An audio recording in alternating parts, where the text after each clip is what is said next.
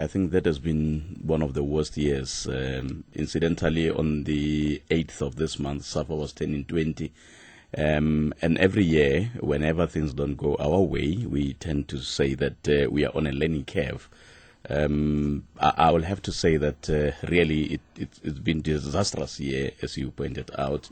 And more than anything, I think it was more administrative than performance on the field, given that we probably could have had our under-23 team qualifying for the Olympics had we been having a better relationship between the PSL and SAFA. I will have to say that it has improved, but had things been normal in an abnormal society, things could have been different. All right. Well, we'll talk a little bit more about that. You attribute this to administrative issues, administrative bungling. We'll get a response in a minute. But Dr. Petersen, from SAFA's point of view, what kind of a year was 2011? I would say that 2011 was a very disappointing year. We started out with great hopes, and in fact, right up until our very last match against Sierra Leone, the whole nation was on a high. Bafana had risen, at that point up to 49th in the world from its very disappointing 90th or so position, and that was one of the best moves in the year of any national team. The team had won some crucial away matches. And we were looking forward to qualifying for AFCON. And as we all know, we don't need to rehearse that story. It was a tragedy that we did not qualify for the African Cup of Nations 2012. So from a Bafana point of view, I would say it's not an absolute disaster, in the sense that I think until that last game, everyone was feeling that the team was performing well under Coach Pitso. And there was a lot of hope. We were clearly massively disappointed, particularly around the rules issue. That's caused a lot of internal evaluation as well. Okay, well, if you take it out of context and you say, well, 2011 alone, but if you put it in context and realize that failure to qualify for the upcoming AFCON was part of a longer process. I mean, we failed to qualify for Angola. Even in the World Cup, we really didn't do that satisfactorily. So if you look at it in a context, it's really been a series of bad years. Yeah, that I would agree with. That there's no excuse for us to be even ranked at 49th in the world. We should be ranked much higher, and that's part of a significant part of why we're looking in the new year at the kinds of additional things that we need to be doing to make our teams achieve sustained international success. Not just Bafana Bafana, but at all of our teams. And I think that this is a critical point. We the nation, we're one of those institutions in the country, one of the few institutions in the country that acts as a thermostat of the national psyche as opposed to a thermometer. We actually, when our team is doing well, the whole country feels good. When we do badly, we have an impact on the national psyche. So that's a massive responsibility, and we need to be sure that we are doing everything we can to achieve sustained international success. But the problem is a lot more deeper than just Bafana Bafana, because again, as we see in the under-23s, we're unable to qualify for London 2012, and you go to the under-20s, again, unable to qualify, to go any further than in the All-Africa Games. Yeah, look, the under-23s, I would disagree that in fact it was about the relationship between SAFA and the PSL or administrative bungling at all. I would completely disagree with that. I think that the relationship between SAFA and the PSL in trying to put a team together under the circumstances was the best we could do. And here are the circumstances. We both wrote to FIFA to say, this is a CAF tournament. We need to have these players released by the clubs. And FIFA wrote back to us to say, unfortunately, in terms of the FIFA statutes, these fixtures, this tournament is not a FIFA recognized date. The clubs are under no obligation to release the players whatsoever. Now, these clubs are businesses. They have contracts with players. And so we had to negotiate and put together the best team possible under the circumstances. Now, the big challenge that we have in qualifying in Africa is that we are out of alignment with the we're out of alignment with the CAF calendar. Most countries within Africa run their seasons from February or March through to November.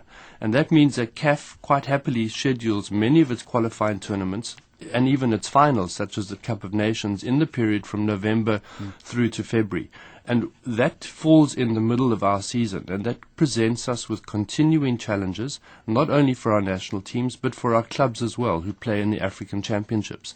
So I think, well, there are two issues. One is it possible to achieve a sufficient block within CAF to get CAF to change its calendar to the same as the FIFA European calendar, or should we be analysing together with the league about aligning our calendar with CAF calendar? Because I think as long as we're out of alignment, we will continue to have these problems of achieving success on an African stage. But isn't that just one part of the problem here? Because I guess what I'm asking you is whether or not teams such as the under-20 and the under-23 are able to be used as a resource for the Bafana Bafana national team. Are we benefiting out of the fact that these younger teams are able then to assist us in the throughput to the senior national men's team? No, I think there clearly are other issues. I'm not saying this is the only issue, but let's put this issue and in perspective so that you can see how important it is.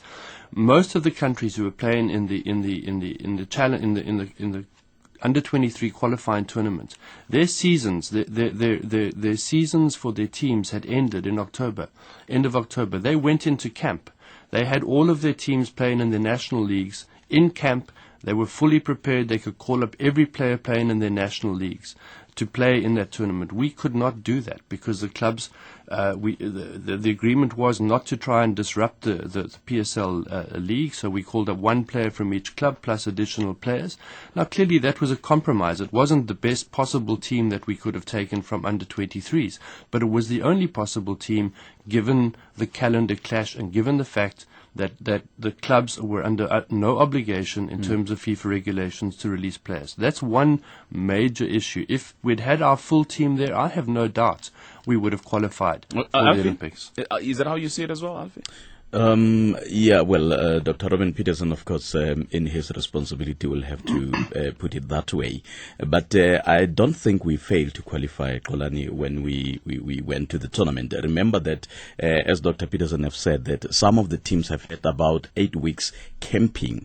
We will remember that Egypt, for example, they played their last 2 African Nations Cup qualifying matches with the squad that played and eventually qualified. However, remember Sheikh Mashaba took the team to Algeria, ostensibly to plan for the same tournament. He had to come back home. Initially, well, that's what he said. Initially, he went there with the aim of staying in Algeria and crossing over to Morocco to play in this tournament. But he had to come back home because of these things. I'm not saying that there was... what SAFA did was the worst kind, but I am saying, was that the best that we can do? And if you look at other teams on the continent, Kolani, and if you look at how, teams with far less resources than we do, we have, I think they are far in terms of performance than we, given the resources that we have. On the other hand, if we're looking at the fact that some of the team members of the under-23 are players that played for the under-20, that played in the semi-finals of the FIFA under-20 championship in Egypt in 2009. If we could have taken that squad, I know that some of those players like Andile Jali, Tuyani Serero are still there and form part of the senior national setup. But I'm saying, if we are doing or following the example of Ghana, for example, we could be far. Ghana won that tournament. They had that team playing in the African Nations Cup in 2010 that went to the finals and lost to Egypt. And there's the same team on which they built to come to South Africa 2010. And everybody knows that Ghana was the most successful team then. Sure. I'm saying that we could do things better in this country. In other words, you're saying that these teams show that they have a plan. There's a plan, there's a movement from the under-20 to the under-23s to the senior national team. Is that Absolutely. All right. You know what? I'm going to open the lines here on 0891 104 208, 0891 104 208. And that's the crux of the matter, isn't it, Dr. Petersen, that we seem to not have a plan? Well, I think we clearly have a plan. I mean, I've been in the organization 4 months, 4.5 months now. And when I arrived there and was briefed on the plans that are in place, I've been incredibly impressed. There is a national development framework. There's an academy's development plan. there's a whole number of incredibly well thought through significant plans to achieve what we all want to achieve as a nation. The issue that we have to move is beyond planning, and I'm not saying there's been no implementation. There has been a lot of the implementation, but there are still some big implementation gaps, and those are the things that we need to be focusing on. So our strategy going into the new year has really, I think, got 3, maybe 4 parts. The first one is to call this technical symposium at the end of January, where we are going to invite and have invited already a large number of stakeholders across all of football, including all our coaches, the coaches in the PSL. We'll be consulting with PSL team owners as well, former players. We'll be involving people in the media, and we're bringing together to discuss around the issue, how do we create sustained international success? 3 big questions. Where are we now? Where do we need to be going? And what are the plans that are in place, and where do we need to correct those plans to move forward? And that'll be under the leadership of our technical committee. Okay. I think that's going to be a good first start.